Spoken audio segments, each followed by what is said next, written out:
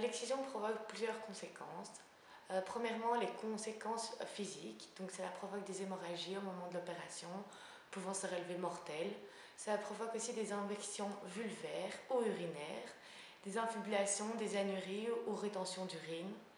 Des exciseuses peuvent parfois liser les organes voisins comme le vagin, le périnée, etc.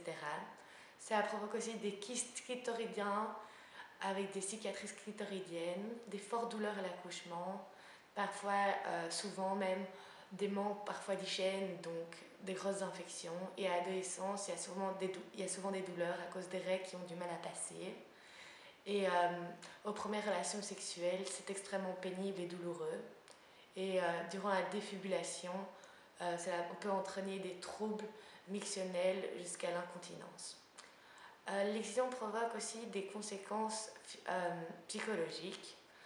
Cela provoque donc des états de choc, car lors de l'excision, la fille doit demeurer une semaine allongée sans bouger. Elle ne peut ni uriner. On lui instaure un régime alimentaire alors réduit.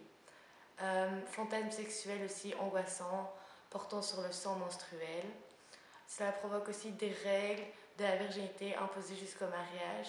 Dans la tradition, la fille doit, le jour du mariage, montrer son sexe inchangé. S'il semble avoir été un peu élargi, cela peut aboutir à la répudiation immédiate de la fille. De plus, un sentiment de honte profond accompagne cela pour la fille, comme toute sa famille. La fille est alors exposée au regard des inquisiteurs et sa réputation est maudite. Certains exciseuses se sentent très coupables et de nombreux risques de difficultés à l'accouchement sont présents. Cela provoque aussi d'énormes traumatismes et des réactions chez certains hommes. Cela provoque aussi évidemment de l'angoisse, du stress, des traumatismes, etc.